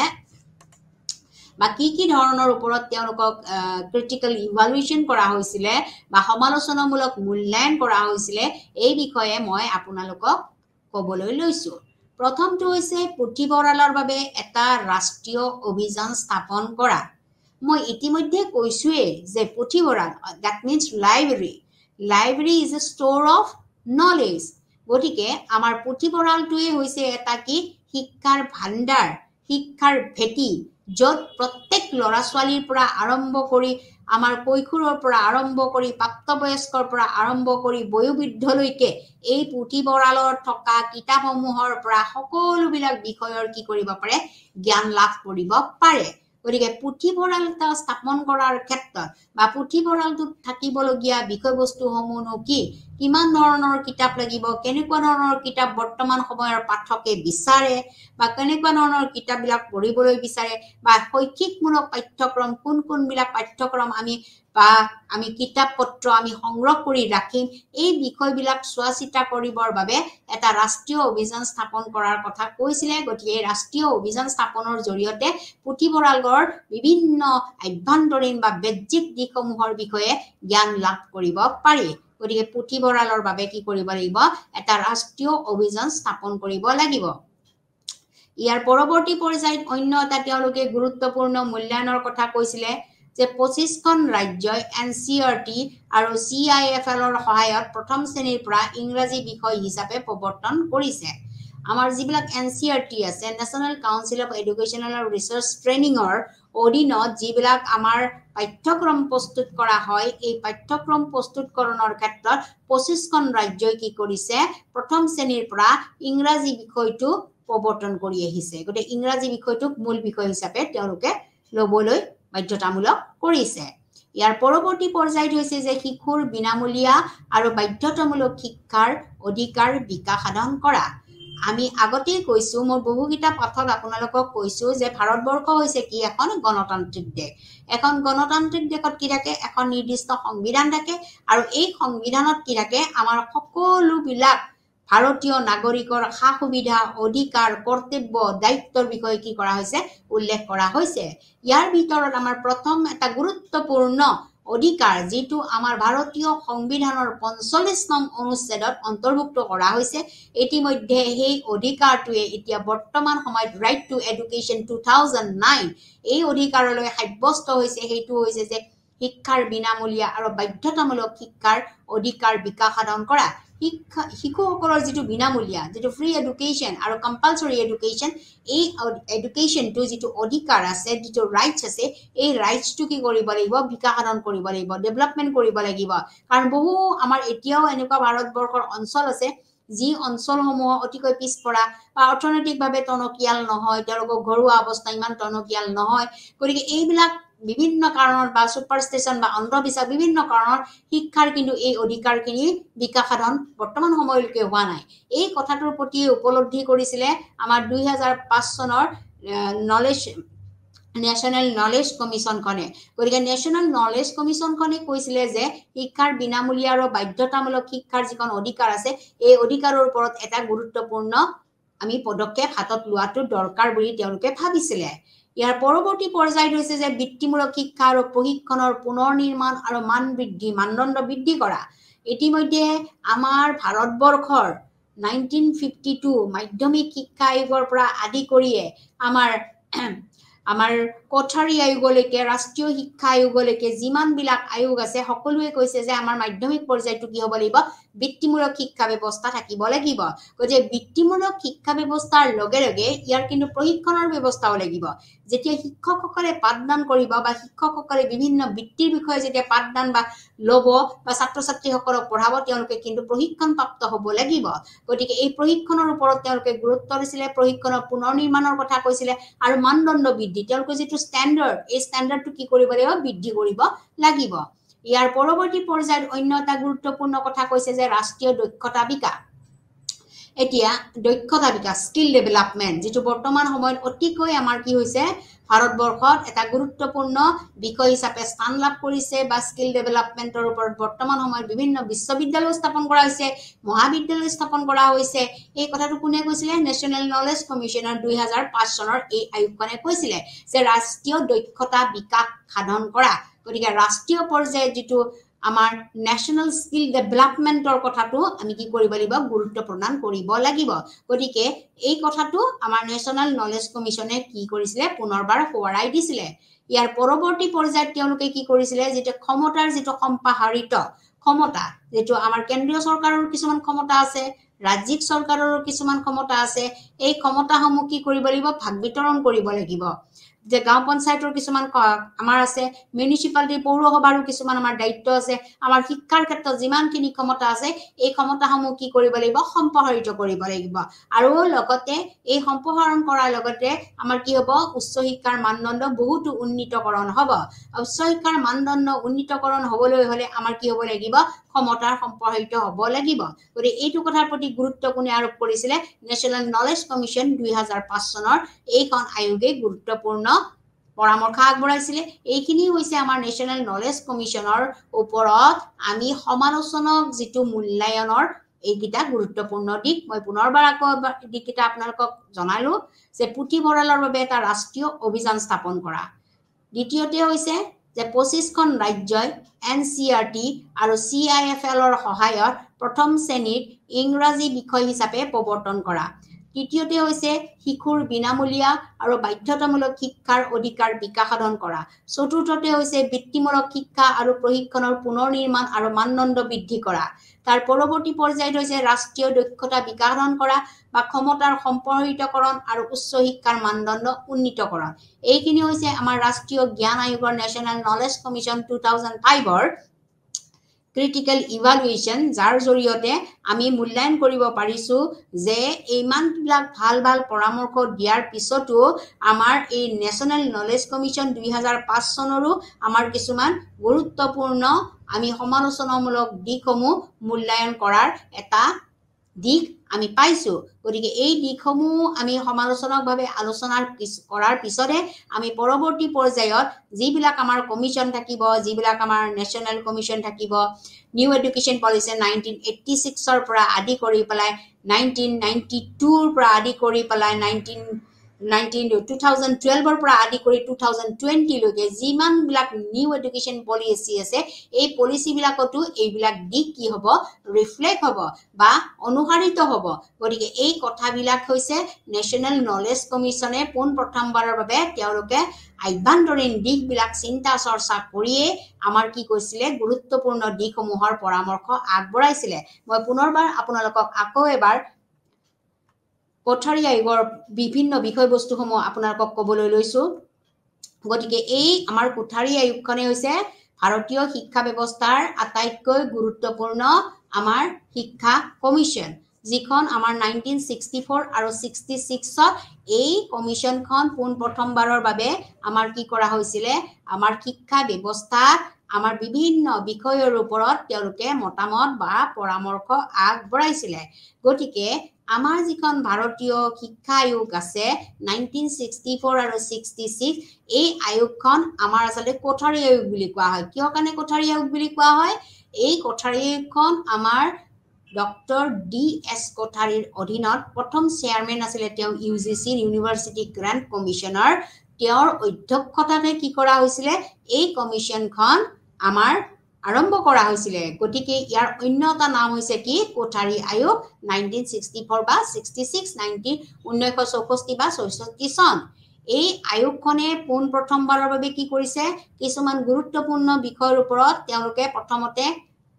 আঙুলিয়াই দিছে যে এই বিষয়কেইটাহে আমি প্ৰথমতে কি কৰিব লাগিব চাব লাগিব তাৰ পিছতহে আমি কি কৰিব লাগিব পৰামৰ্শ আগবঢ়াব লাগিব তাৰ পিছতহে আমি পৰৱৰ্তী পৰ্যায়ত বিভিন্ন আমি ইয়াৰ ইমপ্লিমেন্টেশ্যনৰ কথা ভাবিব লাগিব গতিকে ইয়াৰ গুৰুত্ব প্ৰদান কৰা দিককেইটা হৈছে কি তিনিটা গুৰুত্বপূৰ্ণ দিশৰ কথা তেওঁলোকে কৈছে এটা হৈছে যে শিক্ষা ব্যৱস্থাৰ আভ্যন্তৰীণ ৰূপান্তৰ আভ্যন্তৰীণ মানে হৈছে ভিতৰৰ বিষয়বস্তু গতিকে মই ইতিমধ্যে কৈছো আমি যিকোনো এটা বিষয়বস্তু যদি ওপৰে বাহ্যিকটো খুব ধুনীয়া সুন্দৰভাৱে প্ৰস্তুত কৰা হৈছে কিন্তু আভ্যন্তৰীণ দিকটো যদি ফুফুলা তেতিয়াহলে আমাৰ কি হ'ব শিক্ষা ব্যৱস্থা মজবুত নহব এই কথাটোৰ প্ৰতি গুৰুত্ব প্ৰদান কৰিয়ে আমাৰ কি কৰিছিলে আমাৰ ভাৰতীয় শিক্ষা আয়োগে আভ্যন্তৰীণ দিকটোৰ ওপৰত গুৰুত্ব প্ৰদান কৰিছিলে যে আভ্যন্তৰীণ দিকটো কি হ'ব লাগিব এক গুৰুত্বপূৰ্ণ ৰূপান্তৰ কৰিব লাগিব বা গুৰুত্বপূৰ্ণ দিকটোৰ কথা ভাবিব লাগিব ইয়াৰ পৰৱৰ্তী পৰ্যায়ত হৈছে যে শিক্ষাৰ গুণগত মানদণ্ড উন্নতিকৰণ যদি শিক্ষাৰ আভ্যন্তৰীণ দিকটো ভাল হ'ব লাগে বা মজবুত হ'ব লাগে তেতিয়াহ'লে শিক্ষাৰ যিটো কোৱালিটেটিভ ডেভেলপমেণ্ট যিটো কোৱালিটি সেই কোৱালিটিটো বা গুণগত দিকটো আমি উন্নীতকৰণ কৰিব লাগিব অৰ্থাৎ উদাহৰণ এটা মই দিছোঁ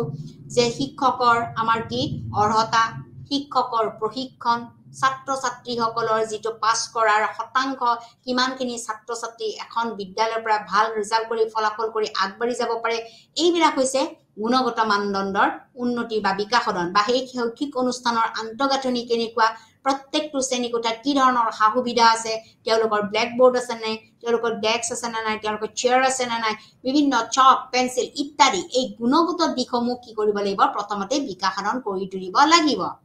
ইয়াৰ পৰৱৰ্তী পৰ্যায়ত হৈছে যে শৈক্ষিক সুবিধাৰ সম্প্ৰসাৰণ।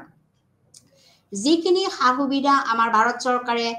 আমাৰ সংবিধানৰ জৰিয়তে আগবঢ়াইছে, বিভিন্ন দফা বা বিভিন্ন আৰ্টিকল বা বিভিন্ন আমাৰ কনষ্টিটিউচনেল মৌলিক অধিকাৰৰ জৰিয়তে যিবিলাক সুবিধা দিছে, এই সুবিধাসমূহ শৈক্ষিক সুবিধাসমূহ আমি কি কৰিব লাগিব, সম্প্ৰসাৰিত কৰিব লাগিব, সম্প্ৰসাৰণ কৰিব লাগিব, বিকাশাধন কৰিব লাগিব। এই অধিকাৰসমূহৰ বিষয়ে বা সুবিধাসমূহৰ বিষয়ে সকলোখন বিদ্যালয়ে, সকলোখন মহাবিদ্যালয় বা সকলোখিনি বিশ্ববিদ্যালয়ে জানিব লাগিব। এই তিনিটা গুৰুত্বপূৰ্ণ দিশ কোৱাৰ পিছতে তেওঁলোকে কি কৰিছে, মুখ্য পৰামৰ্শসমূহ আগবঢ়াইছে। এতিয়া মুখ্য পৰামৰ্শসমূহ, প্ৰথমটো পৰামৰ্শ হৈছে যে আন্তঃ সামাজিক প্ৰয়োজনীয়তাৰ বিকাশ। আৰ্থ সামাজিক প্ৰয়োজনীয়তাৰ বিকাশ অৰ্থাৎ অৰ্থ আৰু সমাজ, এই দুটা গুৰুত্বপূৰ্ণ দিশ। অৰ্থ আৰু সমাজ, এখন সমাজ কেতিয়া বিকাশ হ'ব, যেতিয়া অৰ্থনৈতিকভাৱে প্ৰত্যেকজন ব্যক্তি কি হ'ব, টনকিয়াল হ'ব। গতিকে এই সমাজৰ যিটো অৰ্থনৈতিক দিশ, ইয়াৰ প্ৰয়োজনীয়তাৰ ওপৰত গুৰুত্ব প্ৰদান কৰিব লাগিব। ইয়াৰ পৰৱৰ্তী পৰ্যায়ত হৈছে উৎপাদনশীলতা বৃদ্ধি কৰা, যিটো আমাৰ প্ৰডাকশ্যন, এই উৎপাদনশীলতাটো আমি কি কৰিব লাগিব, বৃদ্ধি কৰিব লাগিব। যিকোনো বিষয়তে হওক, কৃষিতে হওক বা বিভিন্ন সামাজিক বিষয়সমূহতে হওক, বিভিন্ন দিশত বা আমাৰ বৃত্তিমূলক বিষয়সমূহে হওক, এইবিলাকৰ আমাৰ যিটো ৱৰ্ক এক্সপিৰিয়েঞ্চে হওক, কৰ্ম অভিজ্ঞতাই হওক, এই বিষয়সমূহৰ আমাৰ কি কৰিব লাগিব, উৎপাদনশীলতা বৃদ্ধি কৰাৰ কথা চিন্তা কৰিব লাগিব। ইয়াৰ পৰৱৰ্তী পৰ্যায়ত হৈছে সামাজিক আৰু ৰাষ্ট্ৰীয় একত্ৰীকৰণৰ প্ৰচাৰ কৰা। আমাৰ সমাজ আৰু ৰাষ্ট্ৰৰ যিবিলাক দিশ আছে, এই দিশসমূহ আমাৰ কি হ'ব লাগিব, একত্ৰীকৰণ হ'ব লাগিব বা একলগ লাগিব। ইয়াৰ পৰৱৰ্তী পৰ্যায়ত হৈছে যে শিক্ষা আৰু আধুনিকৰণ। আমাৰ শিক্ষা ব্যৱস্থা কি হ'ব লাগিব, আধুনিকৰণ হ'ব লাগিব। অৰ্থাৎ বিজ্ঞান আৰু প্ৰযুক্তিবিদ্যাই আমাৰ শিক্ষাত স্থান পাব লাগিব। যদি বিজ্ঞান আৰু প্ৰযুক্তিবিদ্যা আমাৰ শিক্ষাত নাথাকে, তেতিয়াহ'লে আমাৰ শিক্ষা ব্যৱস্থা কিন্তু আধুনিকৰণৰ ৰূপ নলয়। ইয়াৰ পৰৱৰ্তী পৰ্যায়ত হৈছে সামাজিক, নৈতিক আৰু আধ্যাত্মিক মূল্যবোধৰ বিকাশ সাধন কৰা। সামাজিক, নৈতিক আৰু আধ্যাত্মিক মূল্যবোধৰ বিকাশ সাধন কৰা। যদি আমাৰ সমাজখন বা শিক্ষা ব্যৱস্থা আধুনিকৰণ হয়, আধুনিকৰণ হোৱাৰ লগে লগে আমাৰ কিন্তু সমাজখন কি হ'ব নোৱাৰিব, মূল্যবোধৰ পৰা আঁতৰি যাব নোৱাৰিব। আমাৰ ভাৰতীয় সংস্কৃতি বা ভাৰতীয় শিক্ষা ব্যৱস্থাত বিভিন্ন মূল্যবোধ আছে, সামাজিক, নৈতিক আৰু আধ্যাত্মিক। এই তিনি পৰ্যায়ৰ মূল্যবোধৰ পৰা যাতে কোনো বিচলন নহয় বা স্খলন নহয় ছাত্ৰ ছাত্ৰীসকলৰ মাজত, এইটো কথা তেওঁলোকে চিন্তা চৰ্চা কৰিয়ে এই গুৰুত্বপূৰ্ণ পৰামৰ্শটো আগবঢ়াইছিলে যে প্ৰত্যেকখন বিদ্যালয় হওক, মহাবিদ্যালয় হওক, আমি কি কৰিব লাগিব, সামাজিক, নৈতিক আৰু আধ্যাত্মিক মূল্যবোধৰ কথা আমি গুৰুত্ব প্ৰদান কৰিব লাগিব। ইয়াৰ পৰৱৰ্তী পৰ্যায়ত অন্য এটা গুৰুত্বপূৰ্ণ বিষয়ৰ কথা তেওঁলোকে আগবঢ়াইছিল যে বিজ্ঞান শিক্ষাৰ পৰিচয়। বিজ্ঞান শিক্ষাৰ পৰিচয় ইতিমধ্যে আমি ক'লোৱে যে আমাৰ শিক্ষা ব্যৱস্থা কি হ'ব লাগিব, প্ৰযুক্তিবিদ্যা আমি কৰিব লাগিব, আধুনিকৰণৰ দিশলৈ আগবঢ়াই যাব লাগিব। গতিকে আধুনিকৰণৰ দিশটো আগবাঢ়ি যাবলৈ হ'লে আমি কি কৰিব লাগিব, বিজ্ঞান শিক্ষাৰ প্ৰয়োগ কৰিব লাগিব। চায়েন্স এডুকেশ্যন আমাৰ থাকিব লাগিব, কাৰণ বিজ্ঞানেহে আমাৰ নতুন নতুন দিশৰ কি কৰে, বিষয়ৰ দৃষ্টিভংগীৰ ওপৰত আমি দৃষ্টি প্ৰদান কৰিব পাৰোঁ। বিজ্ঞানেহে নতুন বস্তু সৃষ্টি কৰিব পাৰে। গতিকে আমাৰ বিজ্ঞান বিষয়সমূহৰ লগত ছাত্ৰ ছাত্ৰীসকলক পৰিচয় কৰাই দিয়াৰ উদ্দেশ্যে আমি বিজ্ঞান বিষয়ৰ ওপৰত কি কৰিব লাগিব, গুৰুত্ব প্ৰদান কৰিব লাগিব। এই কথাষাৰ কোনে কৈছিলে, আমাৰ 1964 আৰু 66 এই শিক্ষা আয়োগখনে পোনপ্ৰথমবাৰৰ বাবে কৈছিলে যে বিজ্ঞান শিক্ষাৰ পৰিচয় প্ৰদান কৰা। ইয়াৰ পৰৱৰ্তী পৰ্যায়ত হৈছে কৰ্ম অভিজ্ঞতা। কামৰ জৰিয়তে আমাৰ অভিজ্ঞতা লাভ কৰাটো হৈছে এক গুৰুত্বপূৰ্ণ দিশ। গতিকে এই কামৰ জৰিয়তে যিবিলাক অভিজ্ঞতা লাভ কৰা হ'ব, এই অভিজ্ঞতাই তেওঁলোকক কলৈ নিব, কেনেকুৱা অভিজ্ঞতা লাভ কৰিব, সমাজখনত কেনেকৈ বিকাশ সাধন কৰিব পাৰিব, এই অভিজ্ঞতাই তেওঁলোকক সামাজিক দিশতে হওক বা তেওঁলোকক আত্মনিৰ্ভৰশীলতা দিশতে হওক কিছুমান অভিজ্ঞতা প্ৰদান কৰিব। এই কথাটোৰ প্ৰতি লক্ষ্য ৰাখিয়ে আমাৰ ভাৰতীয় শিক্ষা আয়োগ 1964 আৰু 66 এইটো এটা গুৰুত্বপূৰ্ণ পদক্ষেপ হাতত লৈছিলে। ইয়াৰ পৰৱৰ্তী পৰ্যায়ত হৈছে যে মাধ্যমিক শিক্ষা বৃত্তিমূলককৰণ। যে আমাৰ মাধ্যমিক পৰ্যায়টো হৈছে এটা গুৰুত্বপূৰ্ণ পৰ্যায়, যাক আমি কওঁ terminal point of our life. আমাৰ জীৱনৰ এটা টাৰ্মিনেল পইণ্ট, চূড়ান্ত সিদ্ধান্তমূলক এটা দিশ বা পৰ্যায়। এই পৰ্যায়টোত কি হ'ব লাগে, আচলতে বৃত্তিমূলককৰণ হ'ব লাগে কিয়নো আমাৰ যিবিলাক অৰ্থনৈতিকভাৱে দুৰ্বল শ্ৰেণীৰ ল'ৰা ছোৱালী আহে সেই ল'ৰা ছোৱালীখিনি মাধ্যমিক শিক্ষা সমাপ্ত কৰাৰ পিছত তেওঁলোকে পুনৰ আৰু বিশ্ববিদ্যালয় পৰ্যায়লৈকে নাযায় বা যাব নোৱাৰে যাৰ কাৰণে তেওঁলোকে আত্মনিৰ্ভৰশীল হ'বৰ বাবে আমাৰ মাধ্যমিক শিক্ষা পৰ্যায়টো এটা বৃত্তিমূলককৰণ কৰিব লাগে যাৰ জৰিয়তে তেওঁলোকে এটা বৃত্তি গ্ৰহণ কৰি তেওঁলোকে নিজকে আত্মনিৰ্ভৰশীল হ'ব পাৰে এই কথাষাৰ কোনে উপলব্ধি কৰিছিলে আমাৰ ভাৰতীয় শিক্ষা আয়োগ 1964 আৰু 66ৰ শিক্ষা কমিটিখনে তাৰ পিছত হৈছে এটা উমৈহতীয়া বিদ্যালয় ব্যৱস্থা এটা উমৈহতীয়া বিদ্যালয় ব্যৱস্থাৰ জৰিয়তে কি কৰিব পাৰে সকলো ল'ৰা ছোৱালীয়ে উমৈহতীয়াভাৱে তেওঁলোকে পাঠদান কৰিব পাৰে নামভৰ্তিকৰণ কৰিব পাৰে শিক্ষাদান লাভ কৰিব পাৰে ইয়াৰ উপৰিও অন্য এটা গুৰুত্বপূৰ্ণ বৈশিষ্ট্য যিটো হৈছে প্ৰতিভাশালী শিশু দ্য গিফটেড চিলড্ৰেন সকলৰ বাবে আৰু প্ৰতিভাশালী শিশুসকলৰ বাবে সমৃদ্ধিমূলক কাৰ্যসূচী এনৰিচমেণ্ট প্ৰগ্ৰেম যিবিলাক সমৃদ্ধিশালী তেওঁলোকৰ যিটো টেলেন্সি তেওঁলোকৰ যিটো বৌদ্ধিক ক্ষমতা এই বৌদ্ধিক ক্ষমতাটো আৰু বিকাশ সাধন কৰিবলৈ হলে কিছুমান সমৃদ্ধিমূলক কাৰ্যসূচী কি কৰিব লাগিব হাতত ল'ব লাগিব প্ৰত্যেকখন বিদ্যালয়ে ইয়াৰ পৰৱৰ্তী পৰ্যায়টো হৈছে অন্য এটা পৰামৰ্শ যে মূল্যায়নৰ নিৰন্তৰ প্ৰক্ৰিয়া যিটো মূল্যায়ন ব্যৱস্থা আছে যাক আমি পৰীক্ষাৰ পৰা মূল্যায়ন শব্দলৈ আনিলো পৰীক্ষাৰ পৰা মূল্যায়ন শব্দলৈ আহিলে এই মূল্যায়ন ব্যৱস্থাটো কন্টিনিউয়াস হ'ব লাগিব নিৰন্তৰ তাৰ মানে ছাত্ৰ ছাত্ৰীসকলে নামভৰ্তিকৰণ কৰাৰ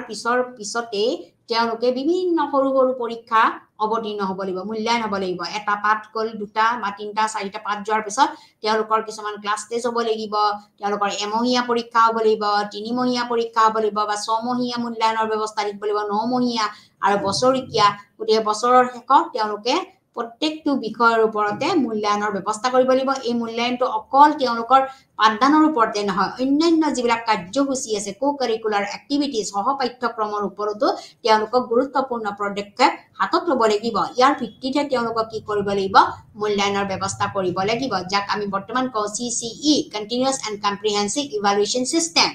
ইয়াৰ পৰৱৰ্তী পৰ্যায়টো হৈছে যে শিক্ষকসকলৰ বাবে নিম্নতম দৰমহাৰ স্কেল শিক্ষকসকলক এটা দৰমহাত কি কৰা হয় প্ৰত্যেকখন বিদ্যালয়ৰ শিক্ষকসকলৰ কিছুমান দৰমহা পায় প্ৰাথমিক বিদ্যালয় হওক বা মাধ্যমিক হওক বা উচ্চতৰে হওক বা বিশ্ববিদ্যালয় পৰ্যায় হওক এই বিদ্যালয় বা মহাবিদ্যালয় বা বিশ্ববিদ্যালয় পৰ্যায়ৰ শিক্ষকসকলৰ যিটো দৰমহা পাব এই দৰমহাৰ স্কেলটো কি হ'ব লাগিব এটা মানদণ্ড ধৰি দিব লাগিব যে ইমান মানদণ্ডৰ ভিতৰতে এজন শিক্ষকে ইমানখিনি পাব তাৰ পৰৱৰ্তী পৰ্যায়টো হ'ব যে নিম্ন প্ৰাথমিক পৰ্যায়ত কেৱল এটা ভাষাই অধ্যয়ন কৰিব লাগিব যিটো আমাৰ প্ৰাইমেৰী সেকশন আছে এই প্ৰাইমেৰী সেকশনৰ সকলোবিলাক শিশুৱে এটা ভাষাই ক'ব লাগিব বা লিখিব লাগিব এটা ভাষাই প্ৰয়োগ কৰিব পাৰিব গতিকে আমাৰ যিখন ভাৰতীয় শিক্ষা আয়োগ 1964 আৰু 66 এই শিক্ষা আয়োগখনে আমাৰ শিক্ষাৰ ক্ষেত্ৰত বহুতো গুৰুত্বপূৰ্ণ পদক্ষেপ আগবঢ়াই থৈ গ'ল যিখিনি পদক্ষেপ হয়তো অন্যান্য আমাৰ যিখিনি আগত পাই অহা যিখিনি আমাৰ শিক্ষাৰ আয়োগ আছিলে তাতকৈ বহুত ওপৰত তেওঁলোকৰ মানদণ্ডতকৈ বহুত ওপৰত বহুতো গুৰুত্বপূৰ্ণ পৰামৰ্শ আগবঢ়াইছে গতিকে এই পৰামৰ্শসমূহ কিদৰে ইমপ্লিকেশ্যন হ'ল কাৰ্যকৰী হ'ল নে হোৱা নাই বা ইয়াৰ সমালোচনামূলক দিশসমূহনো কি বিভিন্ন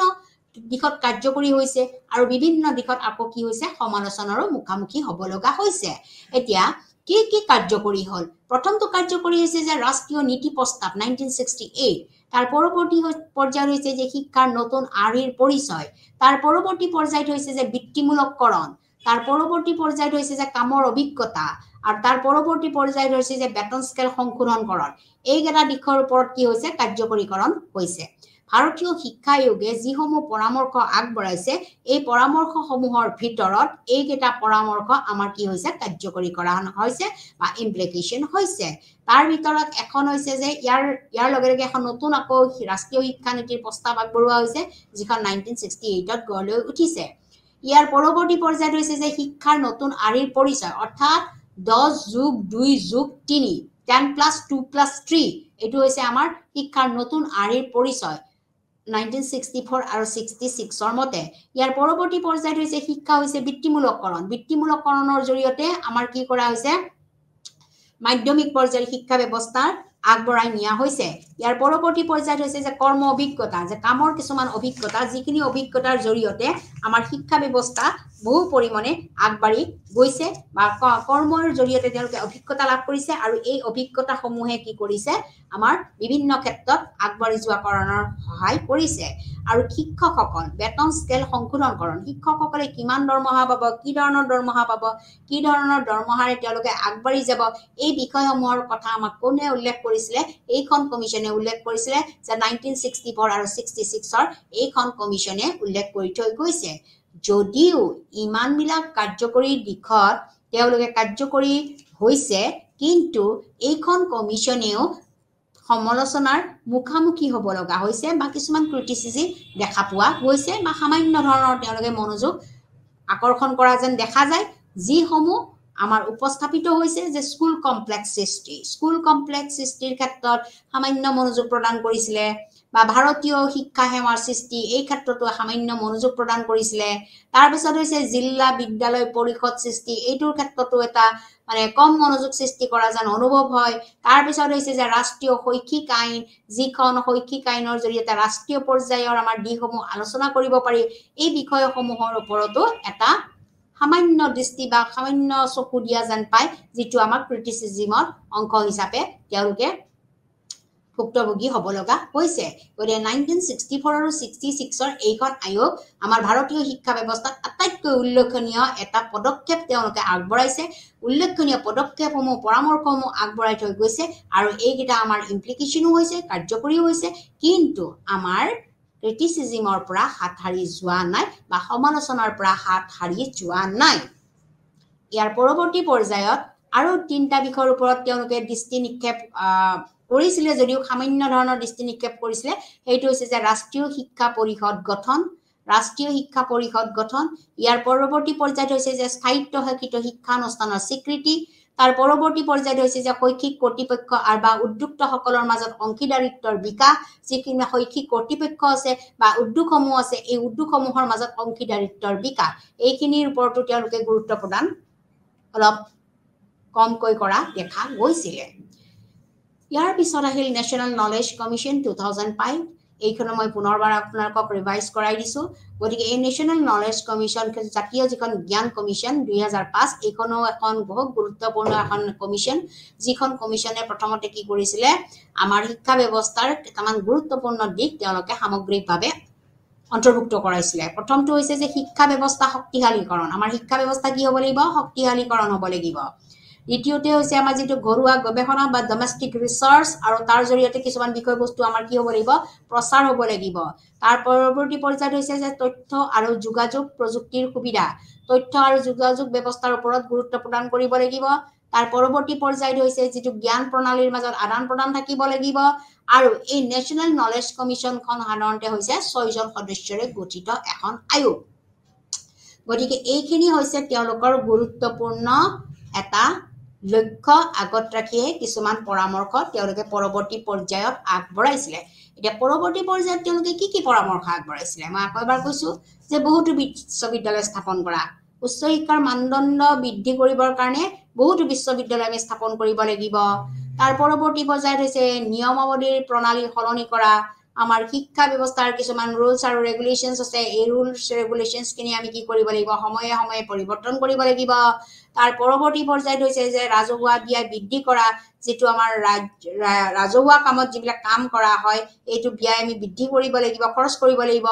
50খন ৰাষ্ট্ৰীয় বিশ্ববিদ্যালয় স্থাপন কৰিব লাগিব যাতে অধিক পৰিমাণৰ বহল পৰিমাণৰ জ্ঞান বা উচ্চ শিক্ষাৰ ক্ষেত্ৰত আগবাঢ়ি যাব পাৰে তাৰ পিছত ভাষা হিচাপে ইংৰাজী ভাষা শিকাব লাগিব আন্তঃৰাষ্ট্ৰীয় পৰ্যায়ত মানুহে প্ৰতিযোগিতামূলক দিশসমূহত অংশগ্ৰহণ কৰিবৰ বাবে আমাৰ ইংৰাজী ভাষাৰ ওপৰত জ্ঞান দিব লাগিব গতে ইংৰাজীটো হৈছে এটা মুখ্য ভাষা বা মুখ্য আন্তঃৰাষ্ট্ৰীয় ভাষা যিটোৰ জৰিয়তে আমি কি কৰিব পাৰো আন্তঃৰাষ্ট্ৰীয় দেশসমূহৰ লগত আমি যোগাযোগ সাব্যস্ত কৰিব পাৰো তাৰ পৰৱৰ্তী পৰ্যায়ত হৈছে যে উচ্চ স্তৰৰ ৰাষ্ট্ৰীয় জ্ঞান নেটৱৰ্ক স্থাপন কৰা যেটো আমাৰ উচ্চ পৰ্যায়ৰ আমাৰ শিক্ষা ব্যৱস্থা আছে এটো ৰাষ্ট্ৰীয় পৰ্যায়ৰ এটা নেটৱৰ্ক আমি স্থাপন কৰিব লাগিব তাৰ পিছত আমাৰ শিক্ষাৰ ক্ষেত্ৰত কিছুমান ৰাষ্ট্ৰীয় ওয়েব আধাৰিত পোৰ্টেল সৃষ্টি কৰিব লাগিব তাৰ সকলোৰে নাম ৰেজিষ্ট্ৰেচন থাকিব লাগিব ৰেজিষ্টাৰ কৰিব লাগিব তাৰ পৰৱৰ্তী পৰ্যায়ত হৈছে যে পুথিভঁৰালৰ ওপৰত এখন ৰাষ্ট্ৰীয় আয়োগ স্থাপন কৰিব লাগিব এই ৰাষ্ট্ৰীয় আয়োগখনে কি কৰে পুথিভঁৰালৰ বিভিন্ন দিশসমূহ আমাৰ কি কৰে অন্তৰ্ভুক্ত কৰে তাৰ পিছত হ'ব যে এটা ৰাষ্ট্ৰীয় বিজ্ঞান আৰু সামাজিক বিজ্ঞানৰ ভেটি স্থাপন কৰা ৰাষ্ট্ৰীয় পৰ্যায়ৰ যিবিলাক বিজ্ঞান আৰু সামাজিক বিজ্ঞানৰ ভেটি আছে এই ভেটিটো মজবুত কৰিব লাগিব তাৰ পৰৱৰ্তী পৰ্যায়ত হৈছে যে চৰকাৰৰ প্ৰক্ৰিয়াসমূহৰ পুনৰ অভিযন্তাৰ বা পুনৰবাৰ আমি কি কৰিব লাগে চাব লাগিব পুনৰবাৰ আমি তদাৰক কৰিব পাৰিব লাগিব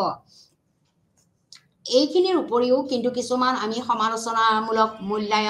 সমালোচনামূলক আমি দিক দেখা পাইছো যিটো হৈছে যে পুথিভঁৰালৰ বাবে এটা ৰাষ্ট্ৰীয় অভিযান স্থাপন কৰিব লাগিব পুথিভঁৰালসমূহক তদাৰক কৰিবৰ কাৰণে ৰাষ্ট্ৰীয় পৰ্যায়ৰ এটা